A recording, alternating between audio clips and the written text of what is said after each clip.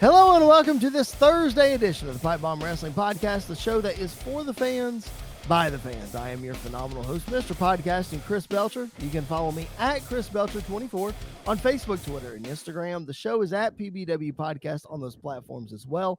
Make sure you give us a follow. Make sure you interact with us. It's the best way for us to know if you're digging what we're doing, now if we're talking about what you want to hear about. So give us some feedback at PBW Podcast. Also, a great way for you to interact with us is to leave us a 5-star review wherever you find your podcast. Hit that subscribe button and also subscribe to the bodyslam.net YouTube channel. That is where you find the exclusive video versions of our shows. So head on over there, hit that subscribe button and the notifications bell. I know they would appreciate it, as well as all the other shows in that family. Can't forget to give a shout out to Sports Wire Radio, Tom and the crew over there, always supporting us, always promoting our stuff. Thank you so much for doing that. Once again, my name is Chris Belcher. We have a loaded show to get to today. I mean, jam-packed. And I could not do it alone. My partner in crime, the young buck, Mr. Andy York. Andy, it seems like every week we say that there's so much to get to, but most of the time it's in-ring stuff. And today, not so much. Yeah, it's been a bad week in wrestling, to be very frank and honest. Like, the wrestling has been great, but everything else outside the ring has been it's been rough. It's been a very rough week for wrestling fans, whether you're AEW hardcore, WWE hardcore, or someone like me that's like right in the middle, likes both, loves both. You're getting hit on all sides right now, and it is not fun. It is not a good time. So these are the kind of shows that honestly I dread doing and hate doing, but I mean, you got to talk about them, and you got to talk about them. So it's going to be something. You do. And you and I were texting back and forth yesterday about, okay, what do we talk about? What do we not talk about? What do we try to avoid? What do we totally ignore? Do we ignore it? You know, because on this podcast, we like to give our opinions and we like to have fun conversations. Sometimes there are conversations that aren't fun that we need to have. Right. But at the same time, like with the Stephanie McMahon thing, which obviously we're going to get to, with the Stephanie McMahon thing a couple weeks ago, we touched on it, but we said there's nothing really to talk about because this is such an inside personal matter that we don't want to speculate because we don't have any facts. We just know what she said. You know what I mean? So with stuff like that, it's not stuff that we want to speculate and, you know, that kind of thing. But at the same time, this is a wrestling podcast for a reason, and we would be doing our listeners an injustice if we didn't talk about the news of the wrestling world. You know what I mean? Yeah, so we're going to do our best. We're going to see what comes up. First, before we dive into all that, make sure if you guys have not checked out the first episode of the Pipe Bomb Wrestling Federation, the PBWF, our fantasy booking extravaganza, I guess is what you would call it. That our first episode aired this past Monday. If you have checked it out, thank you so much for doing that. If you have not, what are you waiting for? It is so much fun. Each and every Monday, Andy and I are bringing you fantasy booking storylines of the current day guys. We're not rewriting the Attitude Era. We're not going back in time. This is what we would do with the current guys. Andy, episode 1 is behind us. So much fun. Episode 2 is on the horizon. I can't wait to keep going, man. It's so much fun. Yeah, it's been a lot of fun. And you know, if you are watching the product that we are putting out there, you know that we started on Mayhem side. We started a 16-man tournament, and that continues in week 2, as well as the 8-women tournament. It is continuing as well, and our first tag team action and some other stuff is happening. So you definitely want to check it out. You want to get involved before we get to our first pay-per-view. It's been a lot of fun. We are definitely enjoying doing this. I have found that I enjoy my product more than, you know, watching some product today as well. So it's been a lot of fun, and I'm enjoying what we're doing, man. It's great. And on the Revolution side, if you haven't checked it out, we know that Chris Jericho got interrupted by an uninvited guest on this past week. I'm not going to tell you who it is, and I want you to go back and listen to it. But we are scheduled to see Fozzy perform live on Revolution this coming week. We are also scheduled to hear from Matt Cardona after what happened in week one, failing to impress general manager Stone Cold Steve Austin. So we'll see how all that shakes out. Charlotte Flair is looking for revenge in the women's division. So much more happening. We continue qualifying matches for the tag team battle royal coming up. And it's just a lot of stuff, man. And I don't want to give it all away. I want you to go back and check it out. But trust me, if you're not entertained by what we're doing, then something's wrong with you. It's a lot of fun. It really is. If you It can't is. have a laugh, especially at Chris Jericho's promo from week one, if you can't have a laugh at that, you got issues. Anyway, let's move on. Go back and check that out. We would appreciate it very much. Let's go to AEW, man. A lot to get to, and we have to start with Jeff Hardy. Over since we recorded last, all these things have come out. Jeff Hardy was arrested again for a DUI, and he's facing jail time. Honestly, I mean, he was out on bail, but he's still facing jail time, depending on what happens with that hearing and everything. They were TMZ released the police footage of the whole thing, and it was sad to watch. It really was, as to what happened with Jeff, and just that whole situation was just sad. Yeah, it's we've had this talk before, not about Jeff, but we've had this talk before about Jimmy Uso, and Yep. how many chances do these guys actually get? And with someone like Jeff, who has been very upfront about his struggles and about his battle with addiction. It is, it's heartbreaking to see the relapses happen. Obviously, like that's a part of rehabilitation and things like that. So like Yep. that happens, but it's so sad to see, man. Jeff is one of my like childhood heroes. I love Jeff Hardy, and I love, he was part of the reason why I got into wrestling as well, was Jeff Hardy, and so seeing him this way is very, very heartbreaking. Yep. And I think, kind of to AEW's credit, I think they handled the situation as best they could. They didn't make a hasty statement. They waited till they talked to Jeff, got all the information from all sources, and then released the statement, which is, you don't want to jump too soon, and then you don't want to wait too long. And I think they handled it perfectly. For Jeff Hardy's sake and for those around him, I hope he gets the help that he needs, Yep. because this is somebody's going to get hurt, and it's not. Yep. That's when we get past the point of no return. So, Yep. I hope he gets the help that he needs. I hope he's able to find the help and the struggle that he's looking for. I hope he's able to get past it. But it's just heartbreaking, man. Really is. And to AEW's credit, like you said, this is the first time that they've really had this kind of situation to have to deal with. They handled it as best they could.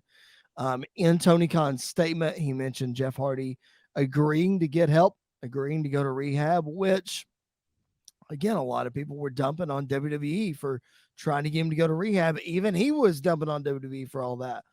Yeah. Maybe they were right. A lot of people don't like to admit when WWE is right, but maybe WWE was right on that. I'm not saying that Jeff was wrong in what happened and how the situation unfolded, but it's sad to see that situation. And when you're an addict and all that, and we're not going to speak to that because Andy and I, neither one, thank the good Lord, have ever struggled with anything like that. But when you're an addict, you can't admit when you have a problem. It takes a rock bottom moment to figure out and admit that you need help. So I understand from that perspective. So I'm not dumping on Jeff. I'm not trying to do any of that. What I'm saying is like, a lot of people badmouth WWE for trying to go the extra mile and anticipate what somebody might need, when in all actuality, that might actually be the best thing for them. So, again, not trying to hold WWE on a pedestal or anything. I'm just speaking to what came out and what's been said. And a lot of people also, Andy, would dump on I'm sure are dumping, I haven't read the comments online, but are dumping on the police officers for pointing their guns at Jeff Hardy while he was still in the car. Like you said, somebody's going to get hurt. The police video said they had multiple 911 calls. He was swerving all over the road. He couldn't remember 2 to 3 double shots of fireball before he drove, so It's a bad And I think situation. Go And I ahead. think when they pulled him over, like the car was still moving somewhat, and so it Yeah, was at that point it was a safety thing for the officers. And sure. if you watch the whole video, credit to the officers, they weren't once they got Jeff out of the car, they weren't abrasive. Like the guy was Mm-mm. talking to him. The guy was just Yep. absolutely talking to him, trying to get the facts straight. And it was just it was a different situation. It was a tough situation for Yep. everybody. And it's heartbreaking to see that Jeff. It's hard, and I mean this with the most respect that I can for Jeff Hardy. It's hard to have sympathy for somebody though when Uber exists Yep. and when Lyft exists and all these other. And I understand when you're drunk or when you're an addict and you're going through all this stuff, you're not thinking about that because you think you're fine and you're able to do it, and it takes one time. Jeff, I think this is the third time Jeff's been arrested in the last decade It is. for a DUI. He's been lucky 3 times, Yep. and his luck's going to run out if he keeps tempting and playing with it. So I hope he gets the help that he needs. I hope he gets past this. And when he comes back, like he's gonna be welcome back in the wrestling world. There's no doubt about it. As soon as he is healthy enough and clean enough, if he ever gets to that point, and we hear the Hardy Boys music hit on AEW Dynamite, the place is going to go crazy. And Sure. I'm looking forward to that point, but I just hope he gets the help that he needs to get to that point. Yeah, absolutely. And supposedly, if we're moving a little bit to the wrestling side here, supposedly, if you read some statements, whether this is true or not, Jeff was starting to become a problem backstage. A lot of people were Yeah, upset with his behavior backstage. Apparently, he was drunk in a hotel room before an event during WrestleMania weekend. I can only assume that was Conrad's event or probably. WrestleCon, one of the two. Um, it could have been something else, obviously, but in watching the video of Conrad's show from WrestleCon or from before WrestleCon, Jeff didn't look great. Yeah. So I'm just I'm I'm assuming, but I could be wrong. So anyway, as we move to the wrestling side of that, as you said, Andy, I'm sure that no matter if he has been an issue backstage or he has been causing problems or whatever, like you said, he's going to get welcomed back in, as he should, and as long as he gets the help that he needs and gets himself straight, we should be he should be fine. But it looked like, man, that we were headed to a tag team championship win for the Hardy Boys this week. That got pulled, obviously. If you read some of the rumors, that was decided around Double or Nothing, that they decided to pull the rug out on the tag team title run because of the way Jeff was at Double or Nothing. I again don't know. That's all rumor and innuendo. But Hardy Boys were pulled out. It was a tag team ladder match. Young Bucks and Jungle Boy and Luchasaurus. The Young Bucks, man, two-time AEW tag team champions in a wild and crazy ladder match, man. What a night. Oh, I loved it. It was such a great match. It was everything it needed to be. I credit to all four men for putting their body on the line. I mean, Nick Jackson hitting a 450 through a table on the Luchasaurus was ridiculous. Obviously, Yes, it was. Luchasaurus doing the Bubba Ray spot going through 4 tables off the ladder, like that was ridiculous. Um, Jungle Boy just kind of being Jungle Boy, kind of throwing himself around and all of that fun stuff. I absolutely loved it. It was such a great match. You're not going to have a bad match when you have the Young Bucks and Jurassic Express in a ladder match. Like it's impossible to have a bad match between those two teams. So it was a lot of fun. It was really great. Everybody played their part perfectly, and then we come to the end. Young Bucks win, and then we're off to the races in multiple different directions, and it's going to be a lot of fun. Yeah, and in a great direction for me. Finally, thank the good Lord, AEW is doing something with Christian. He turns on Jungle Boy finally. Andy, that crowd, the roof blew off the place when Christian turned. Nuclear heat. It was crazy. Nuclear heat for Christian. And I don't know if you saw afterwards, but he got out and his Jungle Boy's mom and sister were there, and they were flipping him the bird and cussing him out and all. They played it really well. He was cussing them back. It was That's funny. perfect. It was absolutely perfect. And yeah, I'm happy they're doing something with Christian. I think Christian is a Hall of Famer, but I've never been the biggest Christian fan. So like Right. him not really doing that much in AEW hasn't been that big of a deal. But if this is the Christian that we get from now on, I'm excited to see what him and Jungle Boy are going to do. I think they're going to tear the house down. Probably at All Out is where it's going to happen. Yep. And I think it's going to be a lot of fun. And then seeing where Christian goes from there is going to be great. Honestly, I think part of it is Christian saw what happened to Edge and was like, "That's not happening to me," and took it out Right. on Jungle Boy. But I like that they're taking this direction with Christian, and that they're kind of making like something different for Jurassic Express and Jungle Boy. So I think it's going to be a lot of fun. Yeah, the Edge comparison is evident by the concerto at the end for sure. Yeah. And then the laying down and kind of being not sympathetic, but was very, very like menacing and just very. Yep. That was it was definitely a play out of Edge's book for sure. Yeah. So kudos to Christian. I'm glad they're doing something with him. I hope this is not the end of them doing something with him because, I mean, like you said, we're probably heading to All Out. Jungle Boy's going to get the 1, 2, 3, and it may be over at that point. Who knows what'll happen after that? But regardless, let's enjoy this Christian run while we've got it. Man, we got a loaded show, so we're going to try to rapid fire some of this AEW stuff that happened last night. A lot of great stuff. Man, what's one thing that really stood out to you that you want to make sure we hit? My 2022 Wrestler of the Year right now is Dax Hardwood. Wow. Dude is one of the best wrestlers in the world right now. And I can't put that over enough. I have been on this podcast before saying I'm not the biggest Will Ospreay fan. Ospreay, though, has changed his wrestling style so much since the video of him and Ricochet doing their floor routine wrestling style. Right. And he has changed a whole lot. He's added a lot of new stuff. The match that they had was fantastic on Dynamite.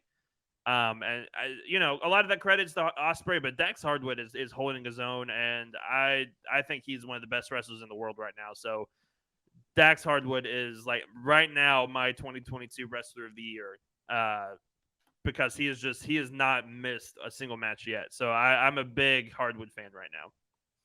I mean, he's had some really good stuff. I completely agree. Like, there's no denying that if you're a wrestling fan and you can't watch that dude wrestle in singles matches and in tags, but mainly singles matches like you were just talking about, and see the stuff that he's been able to do on his own, holy cow, man. Yeah.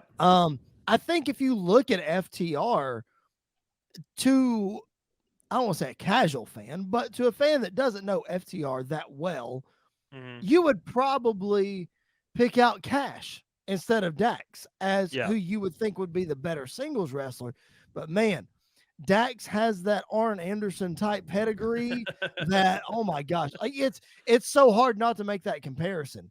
And I'm sure that he relishes in that. You know what I mean? Oh, absolutely. So it's great to see him have the success that he is having for sure. I've always been a fan of those guys. The one thing that I want to bring up, man, is something that we have been talking on this podcast for a year and a half, probably about, and it finally really happened last night. Britt Baker got pinned clean. Yeah. Toni Storm getting the W. Wow. First off, Britt scared the mess out of me when she was faking, like when she was playing that she was really injured to like get the roll up. She had me sold. Yep. I thought she was legit hurt, and then when I realized she wasn't, kudos to her. I think they're pushing Toni straight to the top. I think at Forbidden Door, I think we see a new AEW Women's Champion. I think Toni Storm gets that championship. I think she beats Thunder Rosa. I think she's going to be the next AEW Women's Champion. Toni Storm, while she did get a chance to shine in NXT, and she did shine on the main roster when she was going through that feud with Charlotte, I think she could be one of the faces of the women's division. That match that she had with Britt Baker was absolutely amazing. And I think she's next in line. I think she beats Thunder Rosa. There's a lot of backstage problems with Thunder Rosa if you've read some of the reports and rumors and things like that. So but I have not. Enlighten me on that. There have been some reports that, like last week with Thunder Rosa and Marina Shafir, that Thunder Rosa was trying to sandbag Shafir at one point when she tried to powerbomb her. And this isn't the first time that Thunder Rosa has been hit with that claim. Right. So I don't know. I feel like Thunder Rosa really got hot really quick, and they put the title on her, and she's cooled off a whole lot. And I think it's time to put the title back on somebody else. I think that person is Toni Storm. She had a great reaction last night, and I think it's time. I think it's time to put the title on her, Forbidden Door. Do you think this spot of Toni Storm? I'm not saying Toni Storm is not worthy, so don't hear me say that. But do you think this spot should have been Ruby Soho, and why is it not? Because there's kind of the same rocker type chick character, so like why was it not Ruby Soho? Well, I'm gonna preface, since you prefaced, I'll preface. Everybody knows I'm a big Ruby Soho fan. I love Ruby Soho. Yep. She's not as good in the ring as Toni is, and I think that really? kind of You plays think that, the part. really? Oh, I think Toni Storm is one of the top 5 women's wrestlers in the world. I think she's amazing. Really? Yeah. So I think Toni Storm fits the AEW wrestling style more than Ruby Soho does, and I think. Okay. I think Ruby came in with such high expectations that if she didn't win the title, we were going to see it as a fail. And Toni Storm didn't kind of come in with those expectations. So I think that kind of plays a part in it as well. But I feel like Toni Storm fits this mold better than Ruby Soho does. Not saying anything against Ruby. I love Ruby. I think Ruby will be AEW Women's Champion at some point down the line. But I think right now it's, pun intended, I think it's Toni time. And I think it's time that we put the title on her. Okay. I mean, I'm buying it. I get it. I wanted to know your thoughts. I didn't realize that you felt so strongly about Toni Storm's wrestling ability. Not that I don't think she's good, but I don't know that I'd put her in the top 5, especially with somebody that we're going to talk about here in a minute. One more thing to quickly hit from AEW Dynamite. Chris Jericho does not lose the hair versus hair match. What a swerve. New members of the Jericho Appreciation Society, Sammy Guevara and Tay Conti. Oh my gosh. And Lance Archer and El Desperado, I think his name is as well. Being on loan, yeah. Yeah, they joined later on the night. Honestly, I hated it until Ortiz started shaving his head and yelling blood and guts, and then I was like, perfect. I'm sold. Like, I am absolutely sold on this. I'm glad Jericho's keeping his hair.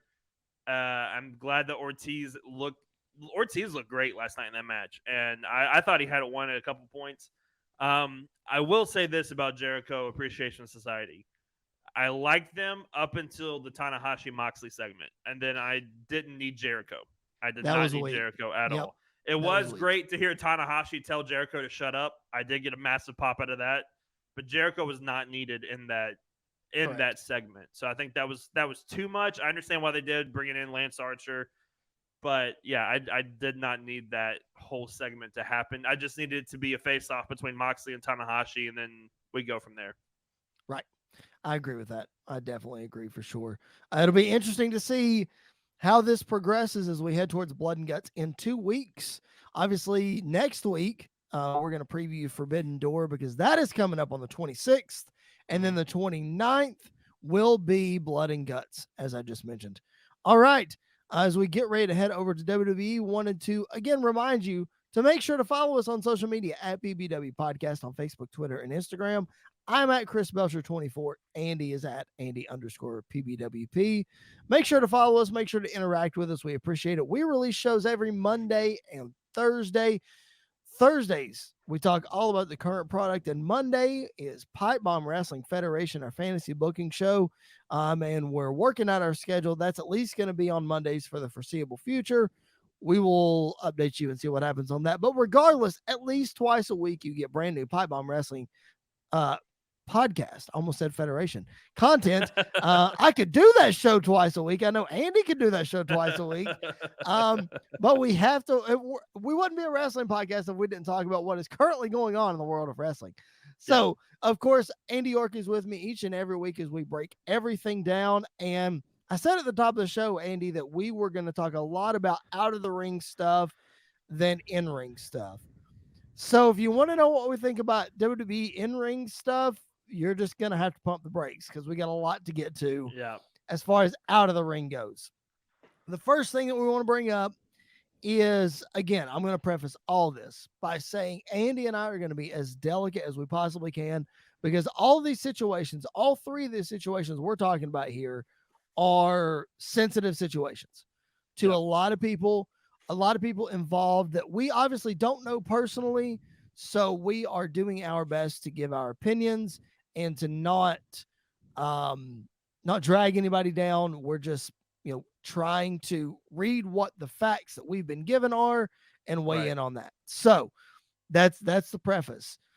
Having said that, it was rumored late last night that Sasha Banks has been released from the WWE. A very credible source online started this rumor. Very Yeah. credible, has put out a lot of accurate stuff way before anybody else. So this could turn out to be correct. To the And that point was, where last night he even said, "If I'm wrong about this, I'm never breaking news again." So wow. if he put that I out didn't there, see that. yeah, if he puts that out there, I still speculation, but my belief is starting to go up a little bit more because of that fact. And he's not the type of guy that would just throw that out there if he Right. didn't fully believe his sources. Yeah. So And that's Raj. Is it Geary, or is that I how you believe pronounce his so. name? Okay. I, So I it's believe so. Raj Yeah. Geary.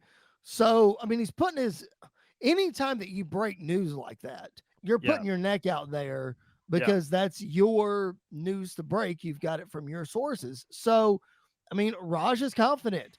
Well, then Sean Ross Sapp tweets back and he says, Raj has incredible sources, but I haven't heard this. I talked to someone in WWE. Talent Relations doesn't know about this. WWE doesn't know about this. So it's not accurate as of this time. Yeah. So that's two very credible sources that I know that you and I believe both of them on many, many things. So we're up in the air. I think we're still in the same spot we were 24 hours ago. It's just now the rumor mill is really starting to crank up. You know what I mean? Yeah. And I think the timing of it is very interesting Sure for it is. multiple reasons, which we'll talk about here in a minute. I think it's very interesting the timing of all of this and the trying to get other things in the news other than the big story of the day that we'll talk Mm, about. I think mm. that could definitely play a part. Again, speculation, but I think it's very interesting the timing. The timing is very Yep. interesting. Um, I I think this could be one of those cases where maybe one source is higher up than the other, so maybe Sean hasn't heard and the other person is in the meetings and knows what's going on or something like that. That could be the case. Sure. It could be, WWE loves to lie as well, but to dirt sheet reporters about saying, no, we don't know anything about that. I have no idea what's going on, and then Right. they break it themselves. So, it's one of those we're not going to know until Or Sasha WWE pops releases it. back up on Friday. Yeah, like You know? yeah, or she shows up at Forbidden Door, and we're like, oh, she was released. Okay, we figured that out. Right. So we don't know the story. We're not going to know until WWE releases it That's themselves it. or Yep. until multiple media outlets release it. Then that's kind of when we can see it. Honestly, it doesn't shock me if it's true. Mhm. I think it's a long time coming. I think it's best for Sasha. I don't think it's necessarily best for WWE. I think it's best for Sasha, but we're not going to know until we fully know. And Yep. when we get to that point, the women's wrestling landscape is going to change drastically. Yep, I definitely agree. And I texted you yesterday whenever all this was going down. I said it's for the best. You said you don't think it's best for WWE. I think it is. And the reason I think it is because I think they're tired of relying on Sasha and Sasha Yeah, letting them down. You know what I mean? Because she's a what, 6 or 7 time women's champion, something like that. something like that. Something like that. Now she hasn't had incredibly long reigns aside from in the Thunderdome era leading up to WrestleMania when she dropped it to Bianca. Yeah. And she had tremendous feuds with Charlotte where they traded the title back and forth for a little bit, as well as Becky, as well as Bayley. So Mm-hmm. Sasha has had some incredible matches, some incredible runs, But it seems like every time we turn around, something is drama related with Sasha. Sasha's doing something, whatever. So Sasha, we've gotten to the point where Sasha doesn't need WWE. She's a huge Yeah, superstar. no. She's done her Star Wars stuff. She's going to find a home in AEW most likely when she leaves. If she doesn't, that's fine too. Yeah, That's not the end of the world if she doesn't. WWE has proven over the last month or so that she's been gone. I'm not saying the women's division has been better because she's been gone, because I don't believe that. But just like when AEW lost Cody Rhodes, the train keeps going down the tracks and we yeah. still get compelling information, compelling matches, that kind of stuff. So WWE is going to miss Sasha Banks, but WWE is going to fill in that gap with somebody else. Yeah, and I think the only reason why I say it's not best for WWE is because they're losing the best women's wrestler in the world today. They are. That is correct. And I think overall package Charlotte might edge out Sasha, but if we're talking in-ring ability, there's nobody better than Sasha Banks. Absolutely. And so they're losing her. Obviously, part of the reason why they weren't released right away is because they didn't want them to go to AEW. I think AEW is going to. We talk all the time about Tony hiring too many people, ex WWE people. If he doesn't hire Sasha Banks, then then we got a problem. Yep. And I feel like you're right. Sasha definitely does not need WWE, and as of right now, WWE doesn't need Sasha. But I think in the long run, it may hurt them not to have Sasha. I agree. Yeah. And I don't think that I think that's not necessarily true with Cody and AEW. I don't think AEW is going to hurt by not having Cody Rhodes on Dynamite. I think Right. WWE is going to hurt at some point by not having Sasha Banks on their product, on their show. Yep. So it's one of those that Sasha's probably not going to do work with them anymore if she's not truly happy. Because this isn't the first time she hasn't been happy with them, and if she stays, it won't be the last time she's not going to be happy with them. Yep. So I think it's best for her just to either get released or sit out her contract and then move on and do something else. Because let's not forget, we talk about her being the best women's wrestler in the world.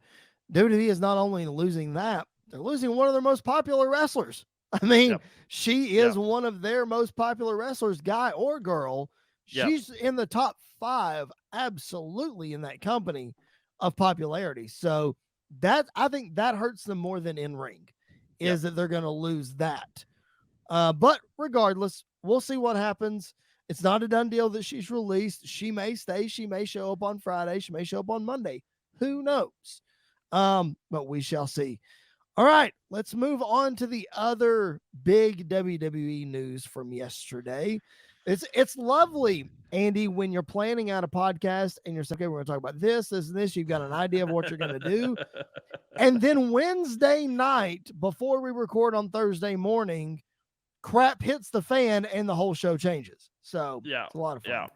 Yeah. But anyway, Vince McMahon has apparently been accused of paying someone, a former employee, $3 million of hush money to stay quiet about an alleged affair that they had.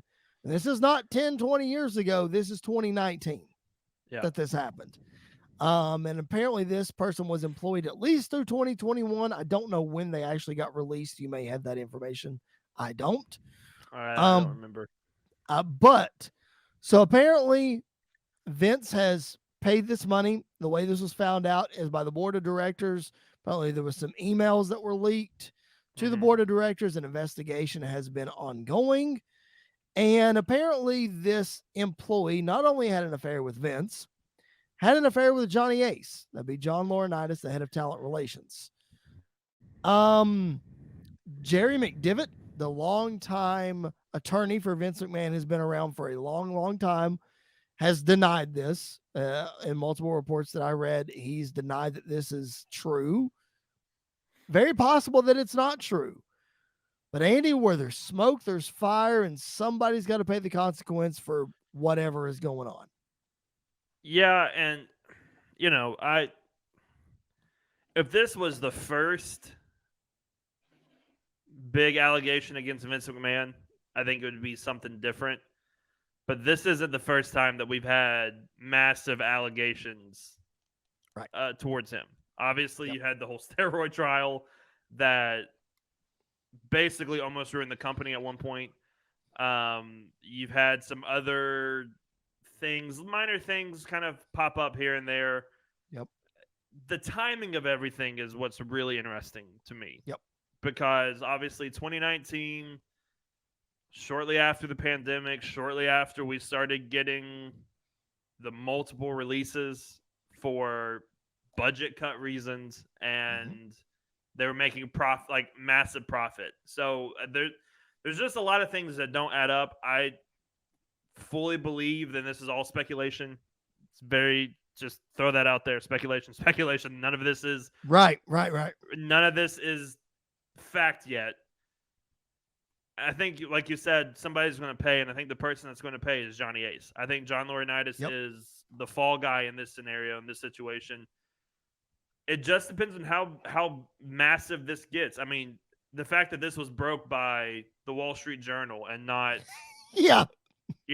Fightful or Bodyslam.net or someone else, it's a big deal. It is. It's a very big deal, and it's going to be interesting to see how things play out. Obviously, there have been no reports as to this is the reason why Stephanie McMahon left or has walked away. But like I said, the timing of all of this has been very interesting. Yep. And so, it's a wild story. It is a Yep. wild story. Well, I mean, if you put two and two together, again, I'm not assuming here. I'm just Right. doing a little math. Stephanie McMahon released the statement when she left saying she was taking time away for her family. Well, Vince Yeah. is her family. Linda is her family. Yeah. So it just, one of the things that I read this morning, I can't remember who posted it, so I would give credit, but I can't remember. Somebody posted sort of, not necessarily a timeline of the whole thing, but Right. in the sense of if there's an this ongoing investigation did not start yesterday. Let's be clear. I think it started in January. Okay. It started in Maybe. January. Yeah. And it was launched by members of the board of directors. Guess who's on the board? Yeah. Triple H and Stephanie. Yeah. So they knew before yesterday all this that was going on. So to me, it just makes a lot of sense that this would be why Stephanie stepped away. Also, said report that I read said that a tweet from Nia Jax back in 2019 could possibly relate to this situation. I don't know, but maybe. I've seen that, and I think because she talked about blackmailing or something like that, and I there, like I've been saying this whole time, the timing of all of this is just insane, and it almost adds up too perfectly to not point to a lot of facts. We don't know why Stephanie left. We probably will never know why Stephanie left unless this starts to really, really get out of hand or get crazy. Yep. I feel bad for the families that are involved in all this. Yes. Because I feel bad for Stephanie. I feel bad for Linda. I feel bad for the grandkids. I feel bad for the Bella twins and their mom and all of that. Like, I feel really bad for them. I'm glad that they're keeping whoever this person is quiet. Like, they're not releasing her name. I'm glad they're doing that at least. Yep. This is just, it's a sensitive subject. It's a touchy subject. It's one of those that I think that if somebody's going to pay for it, I think it's going to be John Laurinaitis, who deserves to pay for it if this stuff is true. Because while the attorney has denied it, WWE has basically said we're working with this investigation. So they haven't, WWE hasn't come out, the board of directors hasn't come out and denied anything, or other people involved, they haven't come out and denied anything. They're working with the investigation. They're working to see what's going to happen. I don't think Vince will ever step down by his own choice. But if this gets big enough, this could be the time where he is, forcibly step down if Right. if it's as big as it seems. And Right. only time will tell with all of this. I'm not trying to go down a huge rabbit hole here, but you brought up the fact that this could be it for Vince. Like when Yeah. this thing is all said and done, this could be it. Ultimately, I think we all think this is going to John Laurinaitis is going to be the fall guy. Yeah. How it affects Vince, we don't know. If Right. this happens to be the end for Vince, I'm not saying he doesn't deserve it. I'm not saying that he shouldn't be punished for what he did, but I would just hate for Vince McMahon's legacy, as incredible as it is, the man that has shaped the wrestling business as we know it. It wouldn't be where it is without Vince McMahon. I don't think Right. anybody can deny that. Right. But for all of that to come crashing to a halt with this, man, that would just be so sad.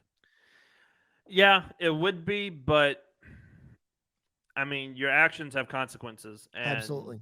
Yep. and he he has gotten away. I mean, he beat the American government. Like the dude has won a lot of stuff, and Yep. this may be the one. This may be the one that he can't beat. And Yep. while I agree and I understand what you're saying, I agree that it would be a shame for this to end this way. But Vince plays with fire a lot, and Yes, he does. this could be the time. We talked about with Jeff. Jeff has played with fire multiple times, and this could be Yep. the time he gets burned. The Yep. same is true with Vince. This is the time where he could get burned as well. And I it's weird. It's a weird situation. It's a weird time. I did not expect to sit here on this podcast and talk about like Vince could be done in WWE like at some point this year or whenever this concludes or whatever the case is. I Sure. don't think this is just going to go away quietly, because while with the steroid trial it happened in the 90s, I believe, or early 93. 2000s, 93, 93. yep, Yep. happened in 93. The internet and social media is not going to let this one go away. Nope. And so we're gonna know more about this than I think we have known anything else, and it's gonna be wild. It's gonna be a wild ride.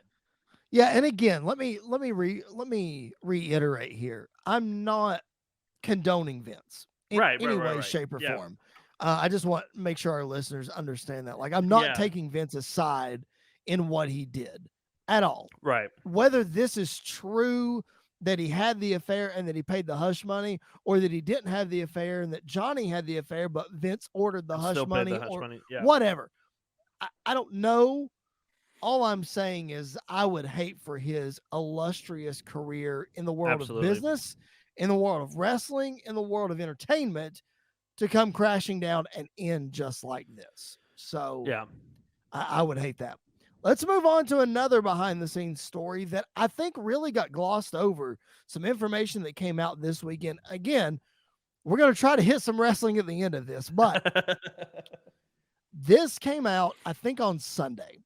And a lot of people, if you read online, sort of dump on Ringside News for a lot of either clickbaity things that don't really mean anything or sometimes incorrect information.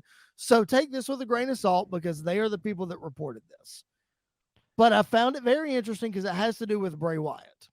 Bray Wyatt is one of Andy's all-time favorite wrestlers. So yeah. I thought this was going to be the big thing we were going to talk about on the podcast this week.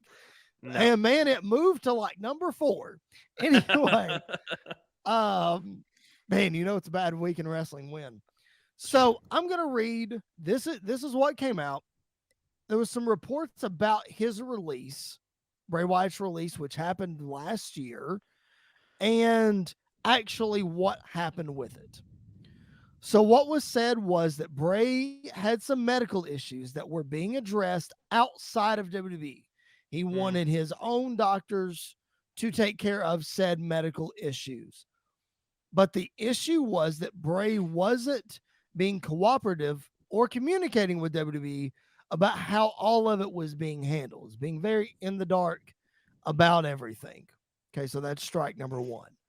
While he was having his medical issues, he wasn't on TV, he wasn't being booked, whatever. So he was getting paid $4 million to sit at home. Okay. There's strike 2. WWE talking about budget cuts. That makes a lot of sense. Okay. Number three, and we've talked a lot about his creative and the way that Bray goes about things and some issues that he may have had with creative. The sources say that creative felt like his character, while they were trying to make stars with it, they were actually burying stars, and it wasn't working out as to elevating him to be the next Undertaker, rather than he was killing characters like babyface Seth Rollins or what have you. Now, whatever your opinion is on how all that happened, again, Yeah. we're obviously going to get into it. Yeah. The creative, it wasn't working out. Andy, we talked all the time about how they put themselves in a corner by putting the world title on him. What do you do at that point? Right. You know what I mean? So Right. this is really the initial time that you're hearing this report. What's your immediate thoughts? So A lot to unpack, I know. yeah, the money thing I get. Like you're paying him $4 million to sit home, but he is, I feel like if it was a John Cena or a Roman Reigns, which they're paying Roman Reigns to only work a certain amount of days, they're not Right. going to freak out about it. Obviously, I don't think Bray at that time was on Roman Reigns's or John Cena's level, but when he was the Fiend, he was, I think, the most popular character that they had during that Sure. time. The creative thing, trying to think how to word this and not sound terrible. Creative, it sounds like creative was mad because Bray got over with himself. Like Bray got over by himself. Bray's creative ideas got over. And so they tried to make it work by putting him with a guy like Seth Rollins. And when they booked themselves into the corner, oh, it was Bray's fault because Bray got too popular. Like, do better. Don't put him with Bray Wyatt. Don't put Seth Rollins with Bray Wyatt. Don't have the Fiend go after the title. The Fiend was, I'm trying to think of through the history, the Fiend was probably the best character since The Undertaker and Kane. Like, I can't think of anybody else like that character wise. That is like a supernatural, scary character. I can't think of anybody off the top of my head that was that in depth, that the fans got behind very quickly, that shouldn't make sense at all, but absolutely works. Yep. I feel like the Fiend fit that mold very well. And it should have been one of those points where, oh, the Fiend is this popular. Well, let's make him. We have the potential to make him the next Undertaker, but a modern take on it, or the next Kane with a modern take on it.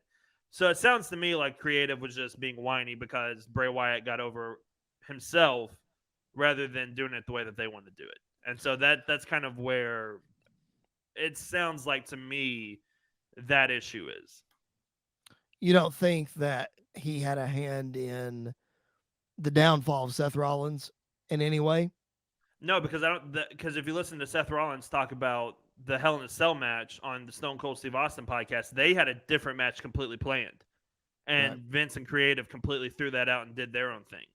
So I don't think Bray was trying to go into business for himself. I don't think Bray wanted things to go that way. I think it was just creative trying to say, no, we know more, we're going to do more, and then completely ruin Seth Rollins' character, like completely ruin that character.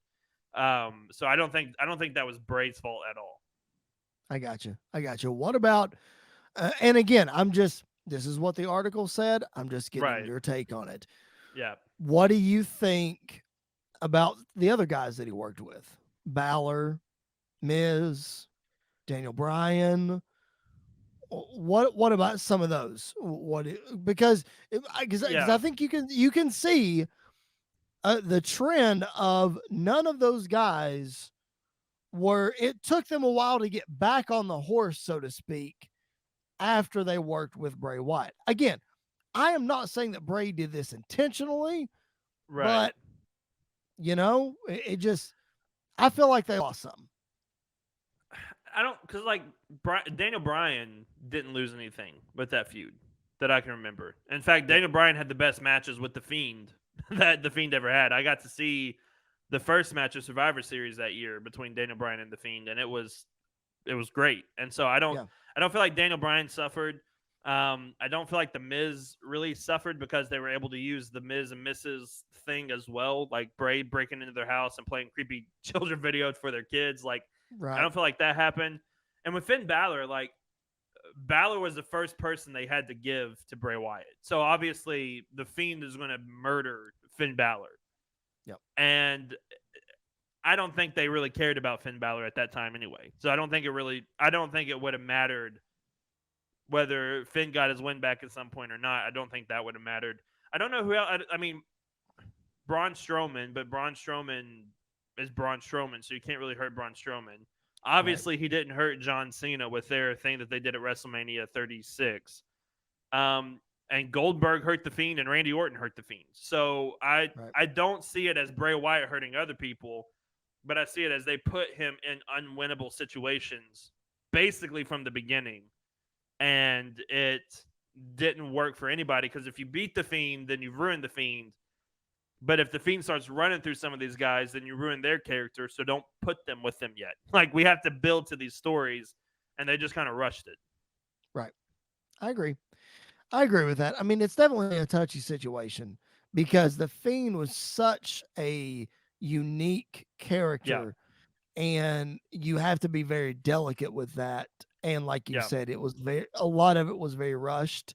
It felt like once they got going, they just kept going and kept going because you could easily pump the brakes on some of that stuff. You know what I mean?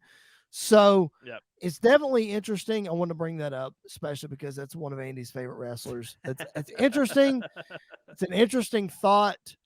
I feel on both sides of the coin. I really do.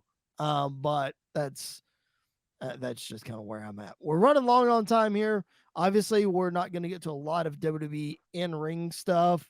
But Andy, on Raw and SmackDown this week, obviously, the big thing that we need to address before we kind of rapid fire here, Matt Riddle is getting his shot at Roman Reigns on television this Friday on SmackDown, not at Money in the Bank. So do you think that means that Riddle's going to lose and then they're going to put him in Money in the Bank? Or is that what they're saving him for? Or do you think this is, I don't know why they're putting this on TV. Why would you do this at Money in the Bank? I don't think Roman's working Money in the Bank. That's what I'm saying. Why would you not? Yeah, I think that's part of the reason why they pulled it from the stadium into, I forget where they're at now. MGM, they're not at MGM Grand. They're at. Yes, they are. Yep, they are. MGM Grand? Yeah. Yep. So. Because UFC is at T-Mobile. That's right. Yep. Which try to run a stadium show the same week that UFC's in Las Vegas is mind blowing. Is mind blowing anyway. But I think that's part of it is because Roman's not going to work Money in the Bank. I think maybe he had prior engagements or something else. I don't know.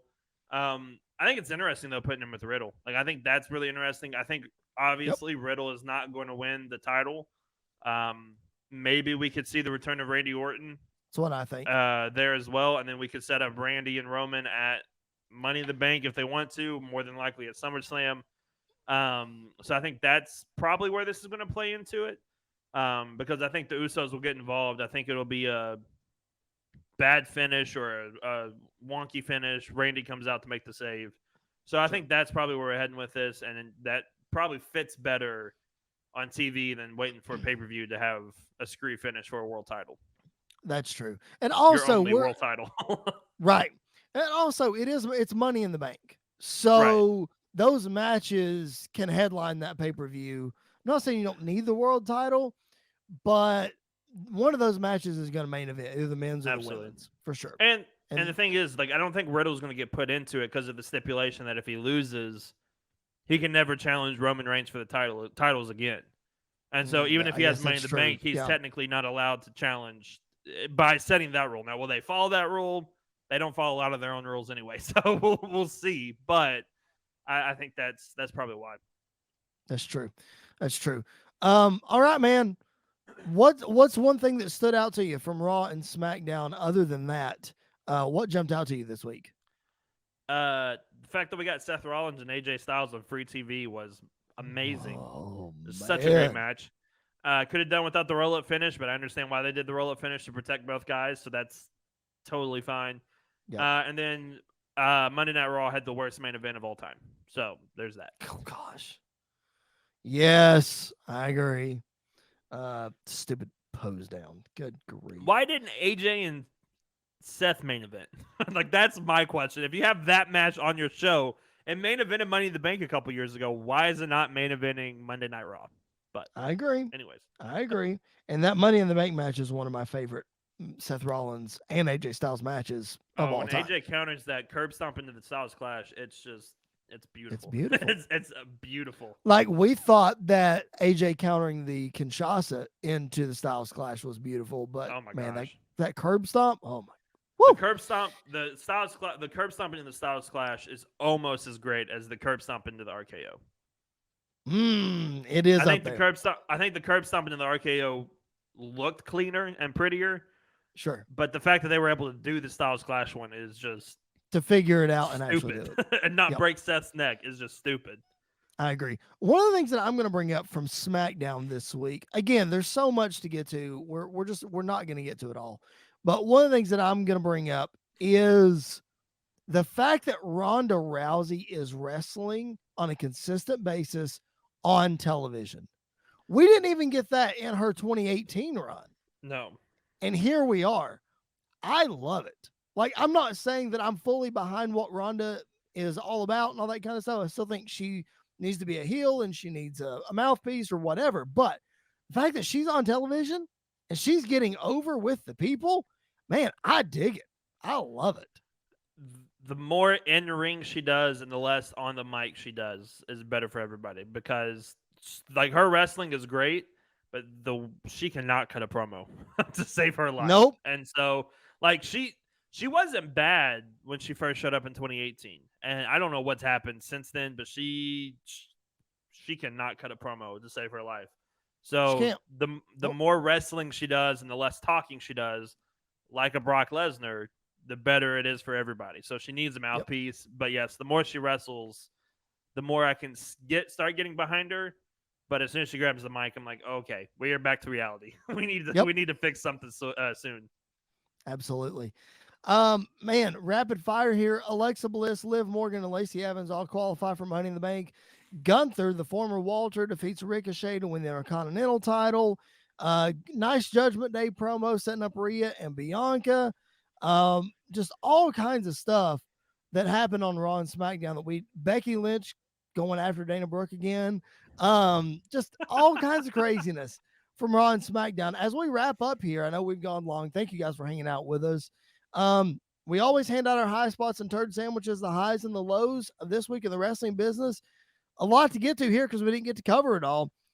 Andy, what's your turd sandwich from this week? The worst thing in the wrestling business.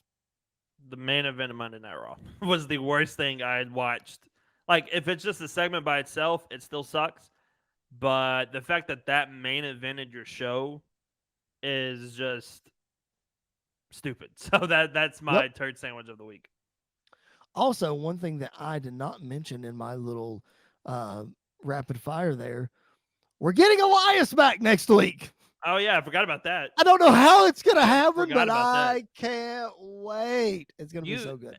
Aaron Stevenson / Damian Sandow is going to show up because he looks just like him. So, and he just retired, so he's got nothing else to do. And so that makes me feel like he's definitely going to show up. But he doesn't have a beard.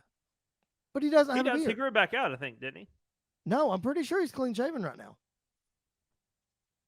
He can grow back quickly. We're going to look this up. Right I'm pretty sure he has a beard.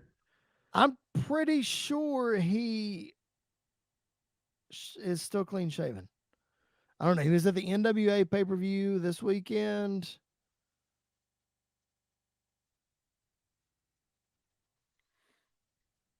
He has a little bit of a beard. It's not long. Quick. We'll see. Okay. I don't know. It'll be interesting. On him.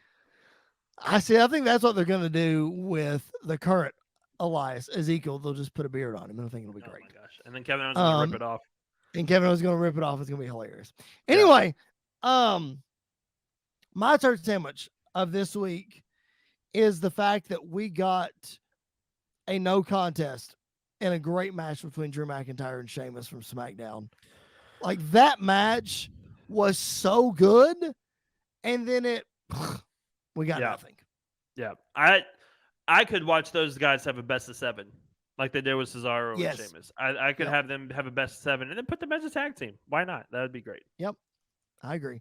All right. High spot of the week. Andy, I think you got one of 2 choices here. You're going to take one and I'm going to take the other. So what you got? Well, I'll take 2 and I'll take one from one. So I'll let you take the other. But it's not they're not the same. They're not going to take yours, I promise. One is the ladder match from Dynamite. That match was amazing and I loved every second of it. Also shout out to Dax and Ospreay. That was my close third. And then, yes, I know I'm going to be the independent guy here for a second, but that's fine. Jay White versus Okada at New Japan Dominion was amazing. Absolutely amazing. Jay White picking up the win, the new IWGP World Heavyweight Champion. It was ridiculously good. So that was my other one. Of course, I'm going to go with AJ Styles and Seth Rollins. You don't get much better than 2 of my favorite wrestlers wrestling on free TV. And putting out the banger of a match that they did. Just unbelievable, man. Yep. Unbelievable. All right. Man, that is going to do it for this week's show. What a loaded show that we have. Again, we're not trying to offend anybody with anything that we say. We're just trying to report on the facts and give our thoughts, and we'll see where we go. Man, next week, we're going to preview Forbidden Door. Obviously, humongous pay-per-view. Joint effort between AEW and New Japan. It's going to be an incredible show. I'm actually looking forward to it just to see, what happens, what they come up with. So we'll preview that next week. But before we get to that, PBWF week number 2 coming up next week. The continuation of Andy's tournament, as he mentioned earlier, both on the men's and the women's side. I know that Eric Bischoff had a fun little promo in week 1. We'll see where he goes in week 2. And not to give everything away, but man, on the Revolution side, as I mentioned earlier, what's next for Matt Cardona? What's next for the Bloodline? Will they continue to interact? Chris Jericho's performance with Fozzy is coming up this week. Man, what is next for this war that is the club versus the Undisputed Era? And the return of DIY as a tag team this week on Revolution. Man, loaded stuff. I love doing that show. Man, we cannot wait. I know Andy is just as excited as I am. Cannot wait for you all to hear what's in store coming up on PBWF. It's going to be great. It's going to be a lot of fun. You can definitely see the 2 different sides of wrestling fans that we are. So it's great. And it fits. So I love it. It's great. It really is. I'm super pumped for everybody to hear it. Super pumped to continue in what we're doing. Andy and I are constantly going through ideas and booking stuff and booking ahead and all that kind of stuff. So that being said, man, let's get out of here. Let's put a bow on this week's episode. Lots of stuff that we got to. We appreciate your feedback and your comments. For Mr. Andy York, my name is Chris Belcher. Thanks for hanging out with us. Follow us on social media at PBW Podcast, Facebook, Twitter, and Instagram. Join us on Monday for PBWF, and then join us next Thursday as we preview Forbidden Door. All right, that's going to do it for this edition of the Bite Bomb Wrestling Podcast. We will catch you guys down the road.